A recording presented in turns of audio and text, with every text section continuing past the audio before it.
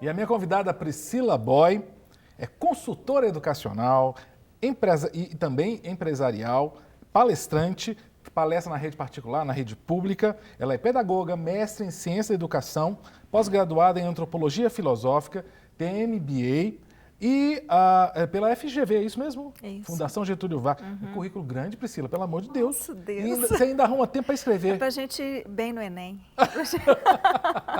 Ainda arruma tempo para escrever. A gente escreve um pouquinho. Eu vou pegar um dos seus livros, vou pegar só um deles porque eu quero aproveitar os seus outros livros em outros programas. Okay. Eu vou mostrar o primeiro dos seus livros. Esse aqui é muito interessante. Inquietações e desafios. Como é que é o título todo? Da escola. Da escola. Priscila Boy, por que você escreveu esse livro?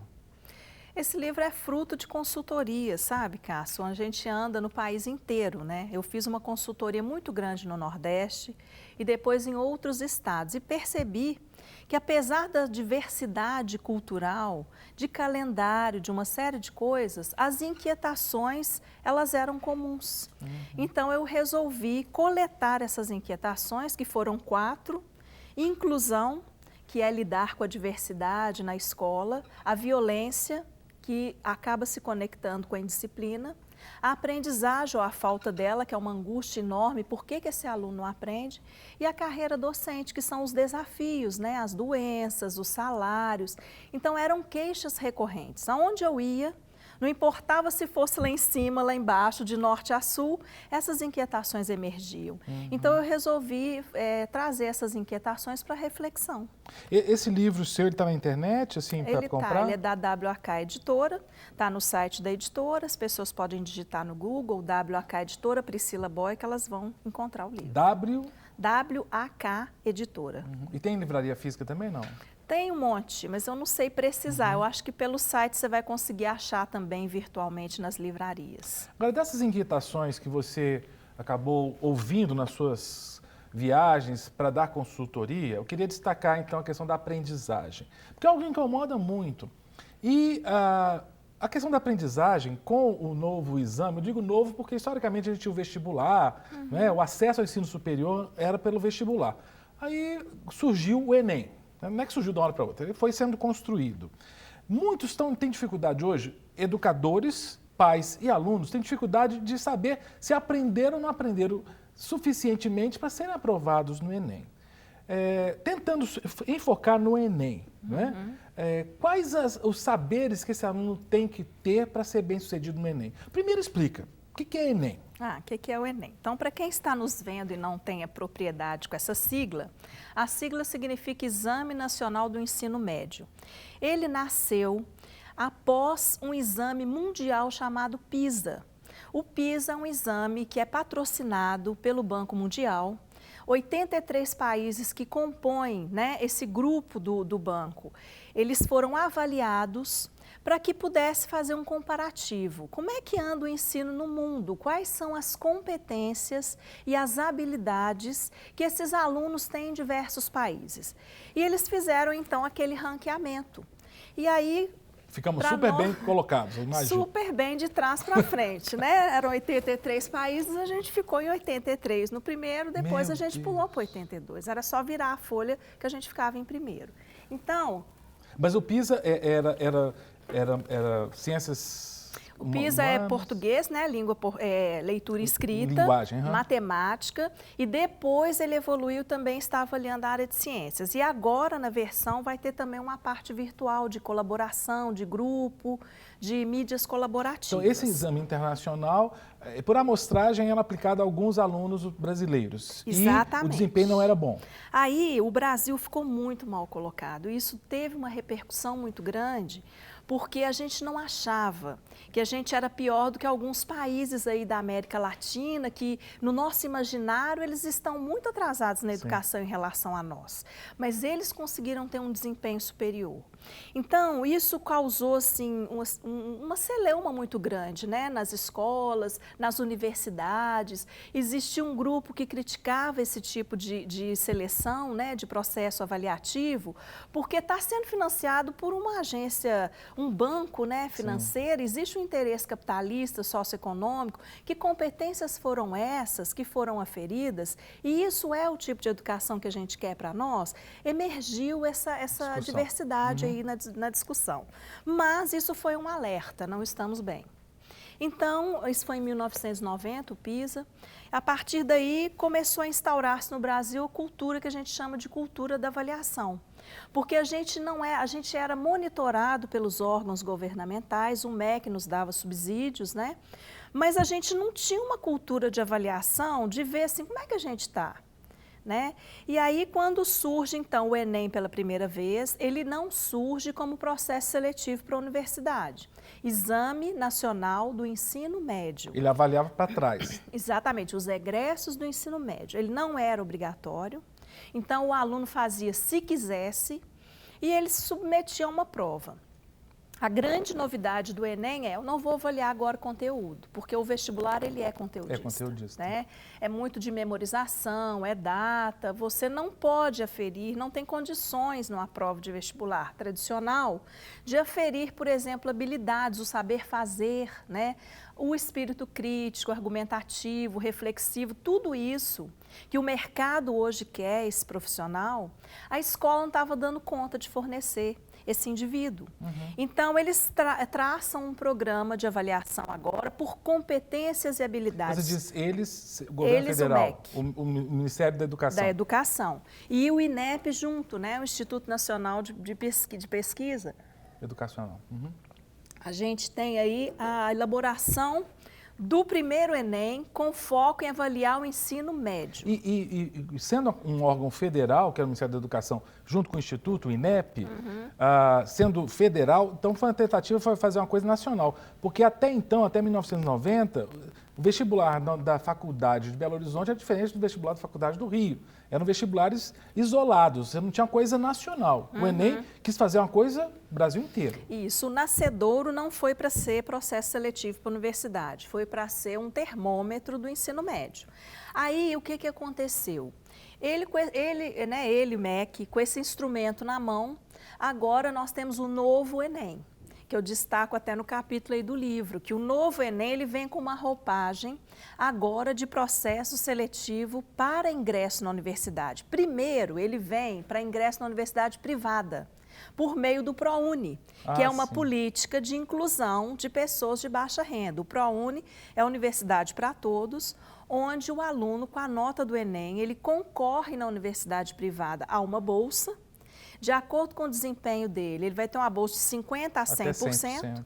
E essa outra metade, suponhamos que ele tem uma bolsa de 50%, essa outra metade, o governo é que vai pagar para ele em forma de isenção fiscal da universidade. Então, o ProUni é a primeira política que é instaurada vinculada ao Enem. Depois que eles fizeram essa testagem, né? Eles começaram agora a fazer uma pressão nas universidades federais para que o Enem também fosse uma ferramenta de ingresso na Universidade Federal. E foi luta, né? Foi muito grande. A UFMG mesmo, em Belo Horizonte, aqui, demorou para... A UNB. A Universidade de Brasília também? A Unicamp. A Universidade de Brasília foi, inclusive... O grupo de São Paulo, que é regido pelo vestibular da FUVEST, né, que é USP, Unicamp, que são essas universidades que têm uma reputação muito maravilhosa, né, no meio educacional, resistência enorme. Por quê? Porque no início, o Enem, a prova do Enem era muito fácil. Era uma prova de pouco conteúdo e de muita reflexão. E aferindo muito a competência leitora. Então, uma prova onde o aluno, né, ele tinha que ler muito, 180 questões, num tempo recorde, e você de conteúdo mesmo, o que as universidades alegavam, habilidades mínimas para entrar no curso superior, esse aluno não tinha. Eu confesso, eu sou professor de ensino superior, eu já peguei certos alunos no primeiro período que eu falava, gente, como é que entrou na faculdade? Né? Eu não sabia realmente redigir um texto com coerência. Né? Então, com essa resistência... Não era obrigatória a adesão, né? Ela nunca foi, mas houve uma certa pressão em forma de retenção de verba. Não, você não precisa não tem problema, só que eu tenho um dinheiro aqui que eu vou dar para a universidade tal, que eu tenho umas pesquisas lá, então tudo muito subliminar. E a universidade do lado de cá, entendendo isso, ela falou, tudo bem, Entendeu eu o recado. aceito, mas também eu quero que você melhore essa prova. Agora, você falou do PISA. Foram feitos outros exames internacionais. A nota melhorou um pouquinho? A nota vem melhorando. Hoje eu não sei precisar para você como que o Brasil está figurando, não pesquisei.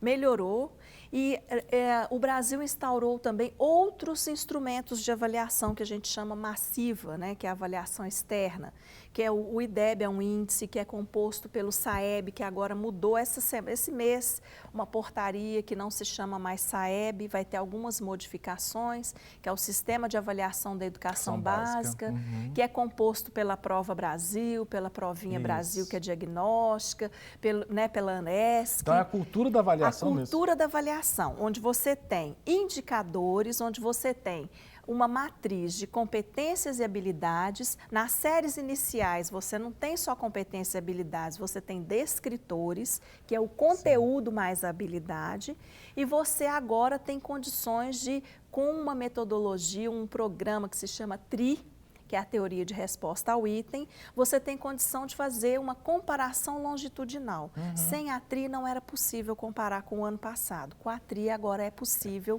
fazer comparativo. Depois eu quero que você explique um pouquinho melhor a teoria de resposta ao item, mas antes eu quero que a gente vai para o intervalo, só para dar uma respiradinha, mas eu quero deixar uma pergunta na tela muito interessante sobre o Enem. Essa pergunta é polêmica. Por favor, vamos ver essa pergunta para você responder depois do intervalo, Priscila.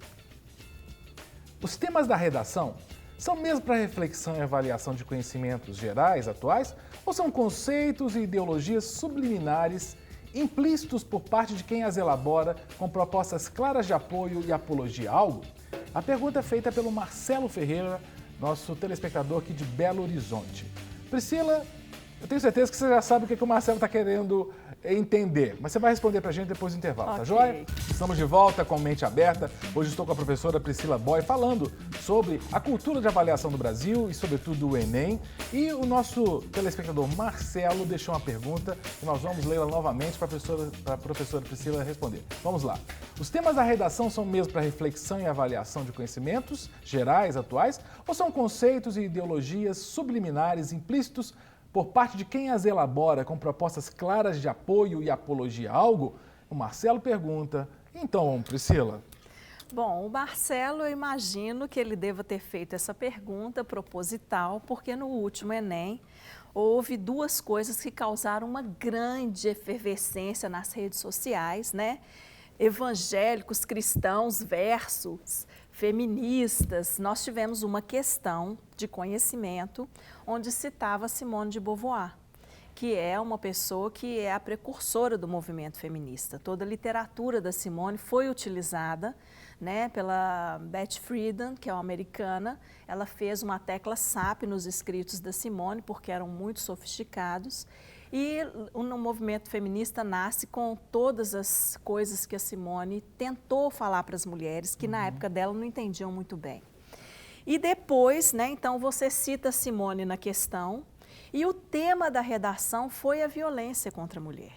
Então nós tivemos assim uma grande reação de muitas pessoas, porque a gente sabe que existe uma tensão entre o movimento feminista e principalmente os evangélicos, as pessoas de matriz cristã, por se contraporem a algumas bandeiras do movimento. Uma delas é o aborto, a outra é a legalização da prostituição e a principal de todas a desconstrução do patriarcado, que é o cerne da crença cristã, né? Que é uma cultura patriarcal, onde a gente tem algumas sinalizações bíblicas de que o homem seja o cabeça.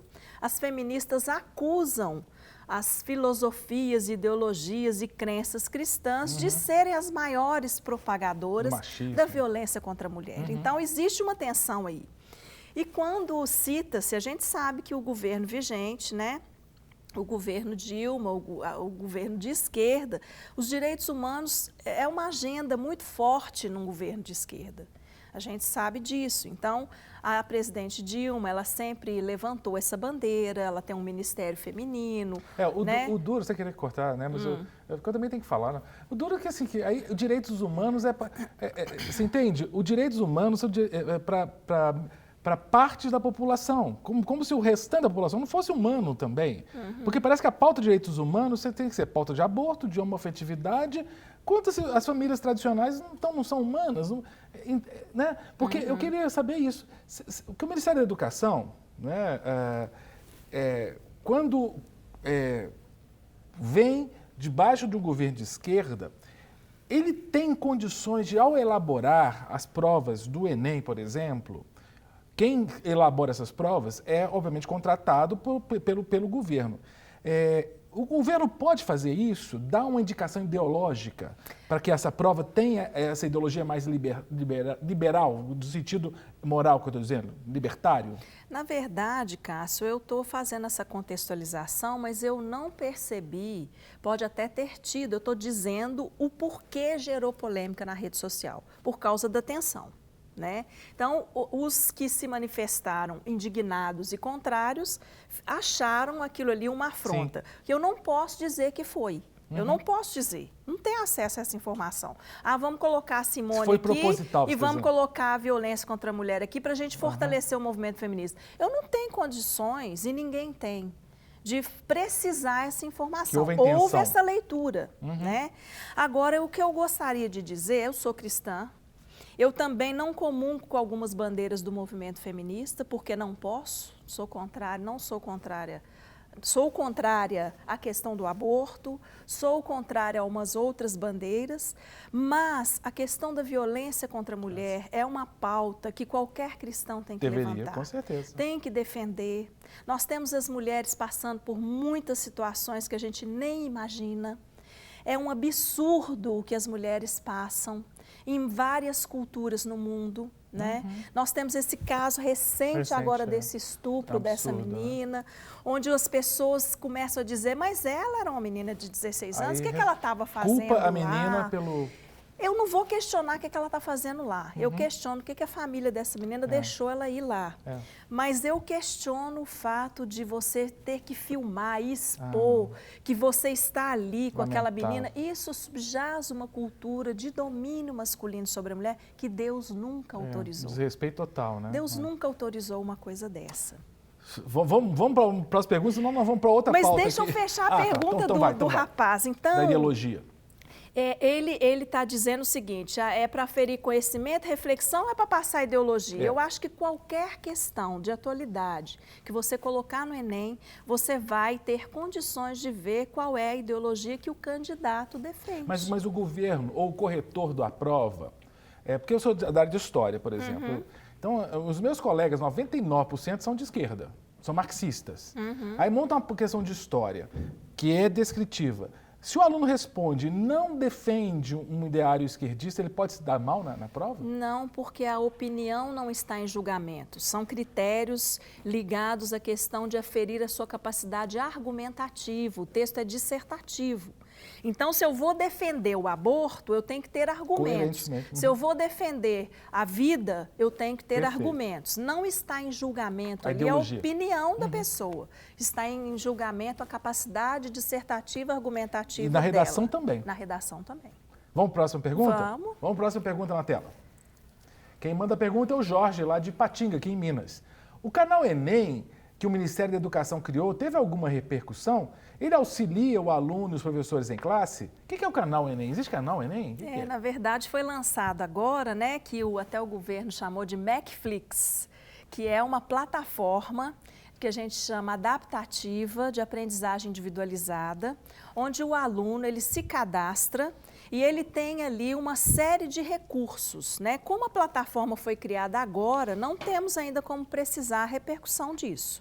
Mas ela será positiva, porque o aluno ele tem ali simulação de questões reais, ele faz as questões, a própria plataforma já corrige, já dá para ele um resultado de quais as habilidades que ele não está legal. Ele tem a possibilidade de clicar ali, você quer ter uma aula sobre isso que você está ruim? Quer. Ele tem aquela aula, ele depois tem uma nova bateria de questões, então é uma forma de um estudo autônomo. Claro que se o aluno utilizar a ferramenta de forma adequada, porque às vezes o aluno não usa, ele entra ali, faz e não faz os prosseguimentos, né? Se ele valer-se dessa ferramenta de forma adequada, é claro que a performance dele tende a melhorar. Mas você acha, por exemplo, que as escolas que antes eram os cursinhos pré-vestibulares, que mudaram porque não tem mais vestibular. Esses cursinhos tiveram que se adaptar à nova modalidade, porque como antes eram conteudistas as provas, agora está se querendo mais desenvolvimento de habilidades e competências. Esses cursinhos tiveram que se adaptar? Como é que eles estão fazendo? Sim, na verdade, a gente estava falando do histórico, o novo Enem veio, a universidade aceitou, mas fez algumas exigências. Então, o Enem deu um passinho para trás, entre aspas. Hoje, o Enem já passou por 3 ondas e hoje ele já afere um pouco de conteúdo também. Mas não é o conteúdo puro e simples, quem descobriu o Brasil? Pedro Álvares Cabral. Não é memorização, é uma contextualização, depois vem a problematização e depois vem a resposta. Então, você tem que ter conteúdo também, mas dentro de uma perspectiva crítico-reflexiva. Os cursinhos hoje estão trabalhando essa capacidade de compreender fenômenos, de elaborar propostas, de dominar linguagens. Você tem a linguagem não verbal, você tem gráficos, tabelas, que entraram com muita força no Enem, que antes isso não era muito explorado. Então, você tem uma série de coisas que você precisa trabalhar também com esse aluno. Então, às vezes, numa questão de geografia, além de saber aquela antiga geografia política ou geografia natural, né, de relevo, essas coisas, aparece um gráfico lá que o aluno, o candidato, tem que entender, tem que saber ler o gráfico para demonstrar não só um conhecimento específico de geografia, mas de interpretação também. Ele pode saber o que é relevo, ele pode saber a vegetação predominante, mas a resposta que está sendo pedida a ele está num gráfico ali de regiões, de climas. Se ele não interpretar dados, ele não vai conseguir se dar bem. Então, é um conjunto, não é só o conteúdo hoje, é muito mais interpretação do que o conteúdo em si. E volto para a questão internacional. Nas avaliações internacionais, se requer dos alunos avaliados essa capacidade de interpretação, então, de linguagens. Totalmente, porque o relevo meu é um, do meu país, do seu é outro. A minha matriz curricular de história é uma, do seu país é outro. Não há um foco em conteúdo voltado para currículo. Você tem toda uma aferição de competências e habilidades que vai fazer com que você vá se dar bem num mundo corporativo globalizado. Então, é todo focado nessa questão do saber fazer, do saber aprender, de outras coisas e não o foco em conteúdo específico. Você pode ter um excelente aluno de conteúdo, mas que lá no PISA ele não pode não se dar bem. Porque pode ter uma boa memória, por exemplo, a história, saber todos os reis da França, mas não saber trabalhar esse conhecimento diante de uma situação Ou a repercussão da monarquia para o mundo globalizado hoje, qual foi? Qual seria? Isso sim, eles estão interessados em saber esse link que você faz entre as situações e as repercussões dela no mundo e no que isso vai poder ajudar a empresa a se colocar e a ter lucro, que é o que eles querem. Perfeito. Ok? Priscila, mais uma pergunta na tela. Com o Enem, o que mudou nas práticas de avaliação nas escolas? A Valéria Andrade, também de Patinga. Boa pergunta da Valéria. Boa pergunta, porque não posso fazer o mesmo tipo de avaliação da teoria clássica que a gente trabalhava, sendo que agora a perspectiva de todas as avaliações são dentro de competências e habilidades. Então, muda a forma de avaliar. Outra variável interveniente que a gente tem hoje é a descoberta das múltiplas inteligências, da inteligência emocional. Quer dizer, múltiplas inteligências, não é só a lógica cartesiana, português e matemática. Eu tenho hoje uma série de outras inteligências que eu tenho que proporcionar uma forma de interação e de avaliação. Eu tenho o advento da inclusão, eu tenho alunos que precisam de outras modalidades. Então, repercute na forma de elaborar. Hoje eu elaboro uma avaliação em forma de itens e não na teoria clássica, que eram as perguntas. E aí, você falou, a gente está terminando o programa, mas você falou TRI. TRI. O que é TRI? Teoria de resposta ao item. A teoria de resposta ao item é uma coisa muito complexa, mas assim, rasamente, né? É um programa que você roda na questão e ela trabalha com escalas de fácil, médio, difícil. Então, na escala do Enem, ela trabalha muito fácil, fácil, médio, difícil e muito difícil. Então, você categoriza a questão dentro da régua da TRI, você faz uma calibragem da questão.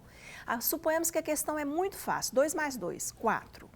E você tem uma questão difícil, uma inequação do segundo grau.